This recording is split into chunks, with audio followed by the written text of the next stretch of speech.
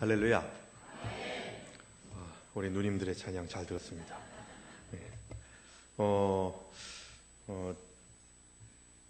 제가 전도사 부목사 생활을 한 교회에서 좀 오래 해가지고 여러 교회를 다니지는 않았습니다만, 어찌 됐건 간에 연륜이 있으신 우리 어르신들이 찬송하는 찬송 중에서 우리 화평교회 어르신들이 하시는 찬양이 제일 힘이 있어요. 네. 그런 거 못 느끼세요? 목소리가 너무 귀하고 참 귀합니다. 일어나실 때는 하면서 일어나셨는데 찬양하시는 그 찬양의 소리가, 오늘 아침 예배 11시 예배 드릴 때도 결단의 찬송할 때 제가 은혜를 많이 받았어요. 여러분들 회중 찬송 소리에 회중 찬송에 이렇게 힘이 있어진다는 건 하나님께서 역사하시는 은혜가 더 크게 준비되어 있다는 것을 저는 확신합니다. 찬송 소리가 작아지고 기도 소리가 끊어지게 되면 교회에는 소망이 없지만, 우리 교회 공동체가 더 찬송이 우렁차게 울려 퍼지고 기도의 끈을 놓지 않는 은혜가 있게 될 때 하나님께서 더 큰 은혜로 우리들에게 함께해 주실 줄로 믿습니다. 자, 오늘은 한나 여신도의 주간 예배로 드립니다. 어르신들께서 함께 자리를 지켜주시고, 특별히 예배의 자리, 기도의 자리, 헌신의 자리를 지켜주시는 그 은혜가 얼마나 귀하고 감사한지 모릅니다. 한나 여신도에 속한 권사님이 참 힘들고 육신적으로 약해지셨는데도 계속해서 점심시간에 끝나고 난 다음에 식당에 있는 탁자를 이렇게 힘든데 계속 이렇게 걸레로 훔치세요. 행주로. 권사님 하지 마세요. 권사님 너무 힘드신데, 다리도 아프시고 허리도 아프신데 하지 마시죠. 그러니까 목사님 이거도 못하게 하면 나 속상해요. 그렇게 이야기하시면서 묵묵히 그렇게 감당하시는 모습을 보면서 참 귀하다라고 하는 그런 생각을 합니다. 여러분, 윗물이 맑아야 아랫물도 맑다. 교회 공동체도 마찬가지입니다. 위에서 우리 연세 있으신 우리 어르신들이 건강한 신앙 고백 안에서 교회를 사랑하고 하나님을 신뢰하는 신앙을 지키면 우리의 후세대들도 자연스럽게 그 길을 따라가게 될 줄로 믿습니다. 그러려면요, 한 가지 전제되어야 될 게 있어요. 우리 젊은 세대들이 어른을 공경할 줄 알아야 됩니다. 오늘 본문의 말씀에서도 보시게 되면 부모로 인해서 감사하지 않는다라고 하는 그런 말씀이 있습니다. 감사하지 않고 돈을 사랑하고 교만하고 비방하고 거룩하지 않고 무정하고 원통함을 풀지 않고 이런저런 것들을 이야기하는데, 하나님께서 주신 부모에게조차도 감사하지 않는 것, 인간에게 받을 수 있는 최대한의 사랑이 부모를 통해서 공급되는데, 그것조차도 감사하지 못하게 될 때에는 하나님을 아버지로 고백하는 일들 또한 온전히 감당할 수 없다는 것을 이야기하는 거죠. 그래서 하나님을 잘 섬기고 하나님을 온전히 예배하는 자들은 부모에게도 잘해요. 이게 바로 성경이 가지고 있는 대단히 중요한 법칙이요 가르침이라는 것입니다. 부모에게 못하는데 교회 생활 열심히 해요. 그러면은 하나님의 영광이 가리울까요? 아니면 하나님이 영광 받으실까요? 가려지죠. 예수를 저렇게 열심히 믿는데 부모를 공경을 안 해. 교회 공동체도 마찬가지입니다. 재정이 많아지고 빈자리가 없이 꽉꽉 채워지고 하는데 부모 세대들을 존중하지 않고 존경하지 않아요. 그 교회된 모습으로 나아가기가 정말 어렵죠. 우리가 시간이 지나면 지날수록 부모님들은 점점 힘이 없어지십니다. 우리 한나 여신도 회원 여러분들이 저한테 자주 하시는 얘기가 뭐냐면, 목사님 나는 도움도 안 되는데 할 수 있는 게 아무것도 없는데 집만 되죠. 천만의 말씀 만만의 콩떡이에요. 저희 어머니가 제가 초등학교 때, 중학교 때, 고등학교 때, 대학교 때, 또 결혼하기 전까지 저희 어머니가 정말 많은 것들을 공급해 주셨어요. 아버지도 말할 것도 없고요. 그런 거 있지 않습니까? 뭘 주지 않아도 든든한 거예요. 그걸 우리는 비빌 언덕이라고 얘기하잖아요. 높은 산이 둔덕이 돼가지고 아주 그냥 뒷동산같이 작아졌다 할지라도 부모는 부모예요. 부모가 함께 나와 같은 자리에 있지 않아도 부모의 존재 자체만으로도 참 위로가 되고 힘이 되지 않습니까?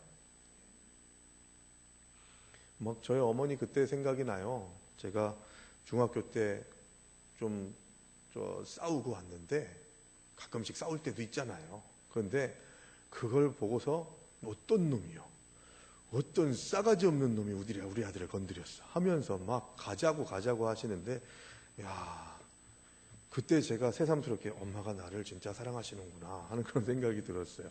무턱대고 너 잘했어 잘못했어 이런 거 얘기 안 하고 어떤 놈이 너 때렸어 이러면서 이렇게 그냥 무조건 내 편 돼주시는 그 어머니의 모습을 보면서, 저희 어머니가 그렇게 힘이 세지도 않거든요. 지금 저희 어머니가 저한테 뭘 많이 해주실까요? 힘도 많이 빠지셨고요. 이제 뭐 돈 버는 일들도 못 하시고 그런 상황이기 때문에 저한테 주실 수 있는 것은 뭐 반찬을 그렇게 농사 짓는 것처럼 반찬을 이렇게 해주시고 막 그러시잖아요. 어머니들은 그러시잖아요. 주시기 때문에 저한테 위로가 되는 게 아니라 그냥 존재 자체만으로 감사한 거예요. 존재 자체만으로. 저는 우리 화평의 어르신들이 그 자리를 지키시는 것이 얼마나 감사한지 몰라요. 예배의 자리에서 나 아무것도 못해요. 아니요, 예배의 자리를 지키세요.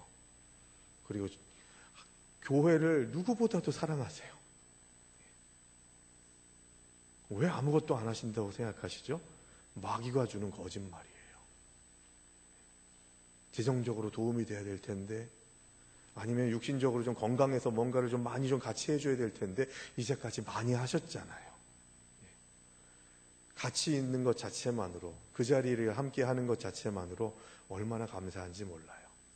우리 화평교회에서 제가 목회하면서 우리 교회에서 같이 예배드렸던 우리 집사님, 권사님들이 하나님의 부르심을 받으실 때가 있었죠. 몇 분 되시죠.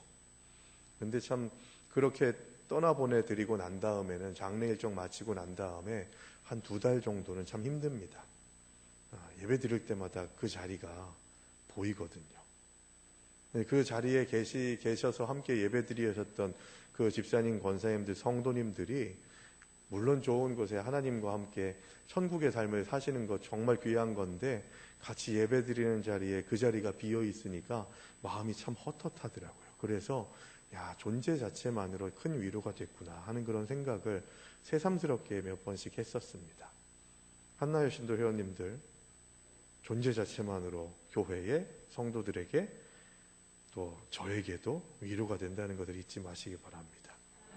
그래서 이젠 절대로 내가 도움이 못 돼서 이런 생각을 하시지 않으셨으면 하는 간절한 바람이 있습니다.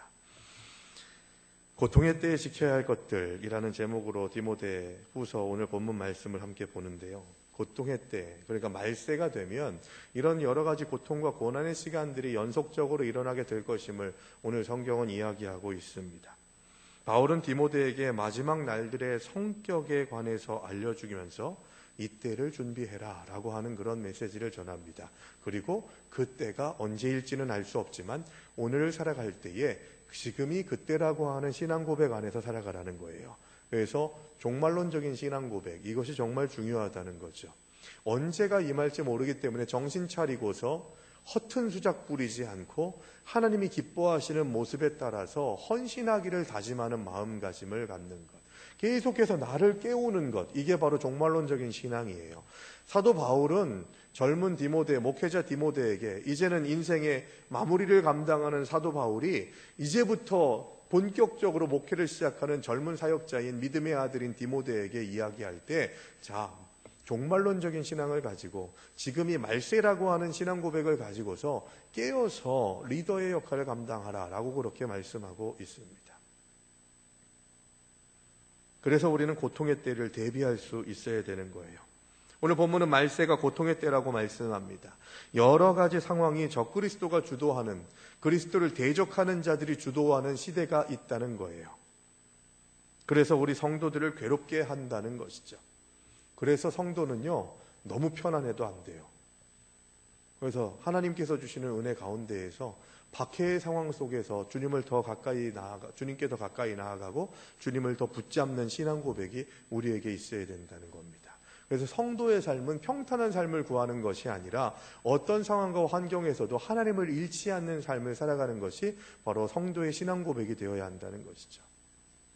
우리 지금 한나 여신도의 어르신들이 찬송했죠. 내 앞길 멀고 험해도 나 주님만 따라가리.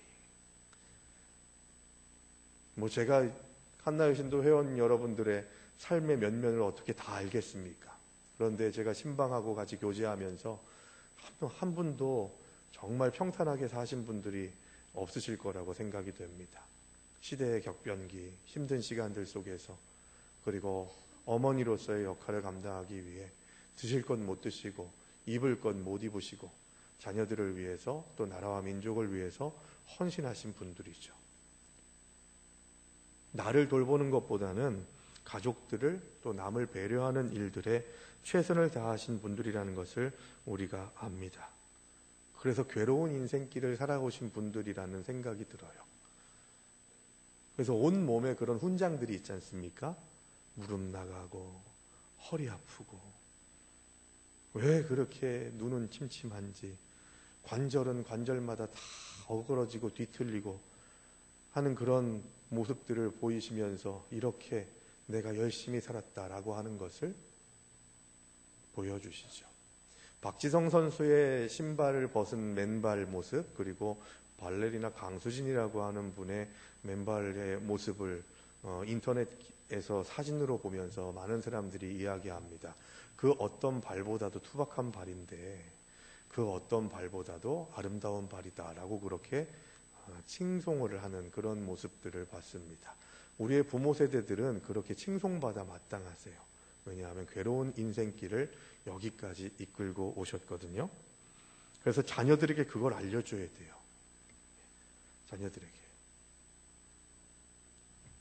이제는 자녀들한테 양보하시고 자녀들이 좋아하는 것만 하려고 하지 마시고, 이제까지 니들 좋아하는 거였으니까 앞으로는 내가 좋아하는 걸 니들이 좀 맞춰라 라고 하는 얘기를 좀 하시면서 하셔야 돼요. 그래서 아들내미 딸내미 먹고 싶은 거 어떤 거요? 그거 먹으러 가자 그러지 마시고, 오늘은 내가 갈비가 뜯기고 싶다, 오늘은 내가 생선 회를 먹고 싶구나 라고 하는 그런 이야기를 당당하게 하셔야 돼요. 그리고 음식점 가셔가지고 자식들이 먹는 거 더 많이 먹으라고 덜 먹지 마세요. 자식들은요 아직 먹을 기회가 많아요. 그리고 요즘 너무 먹어서 문제예요. 그만큼 대우받으셔야 돼요.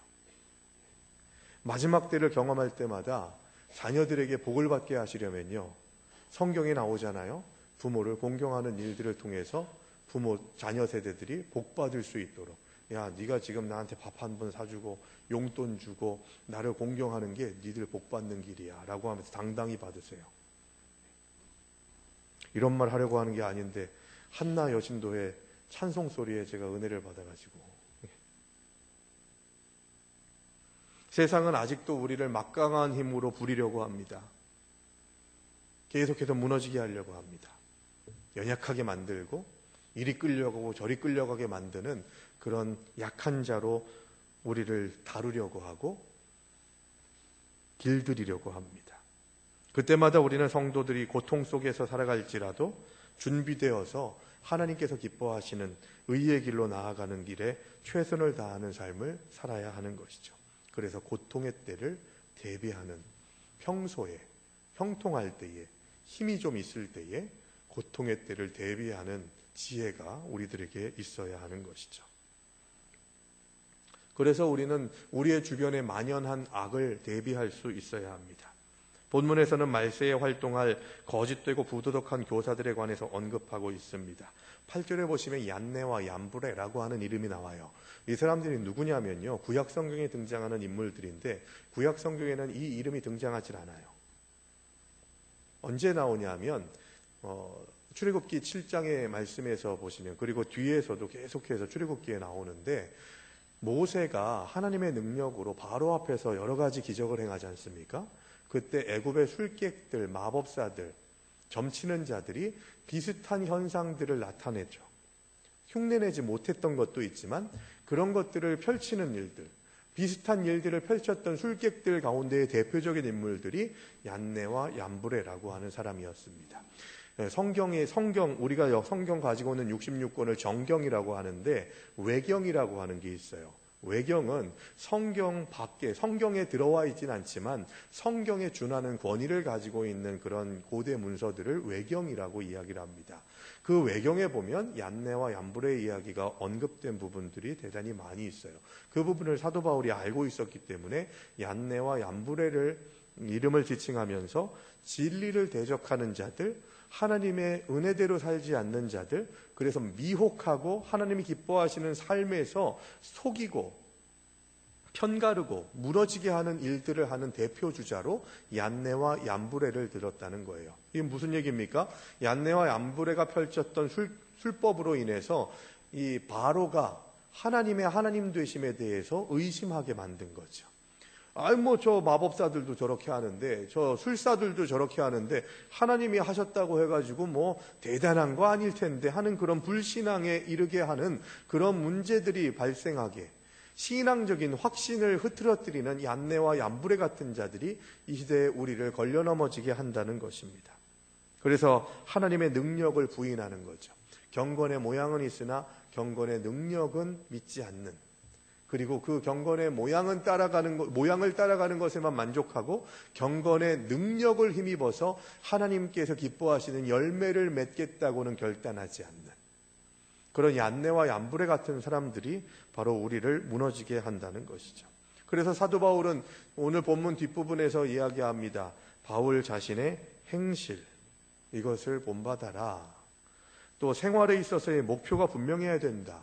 믿음과 오래 참음과 사랑과 인내를 따라다니면서 네가 보았지 않느냐. 내가 그렇게 삶을 통해서 보여줬던 여러 가지 지표들을 이제는 네가 감당해야 된다라고 말씀하고 있는 거예요. 여러분, 우리는 너무 배우기만 해요. 그래서 실전에 들어가는 것을 무서워합니다. 두려워하죠. 그때마다 우리는 뒷걸음질 칩니다. 그런데 우리가 그렇게 되면 될수록 우리는 구경꾼이 될 수밖에 없습니다. 제가 말씀드렸죠. 우리 믿는 자들이 타는 배로 치면 유람선을 타는 게 아니라는 거예요. 구경만 하는 게 아니라 우리는 전투함에 탄 사람들이라는 거예요. 실제로 뛰어야 되는 것이죠. 우리가 앉아있는 자리는 관중석이 아니라 필드가 돼야 된다는 거예요. 책임 있게.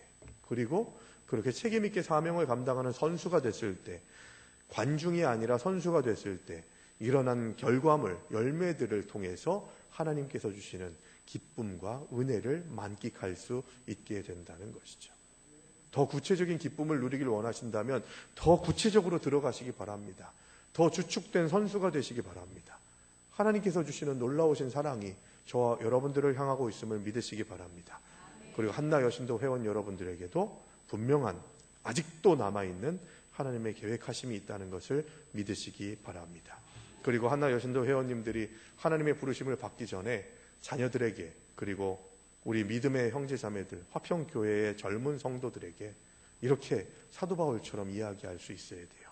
네가 나의 예수 안에서 살아가는 삶을 봤지. 이제는 네가 그 대를 이어가야 될 때다.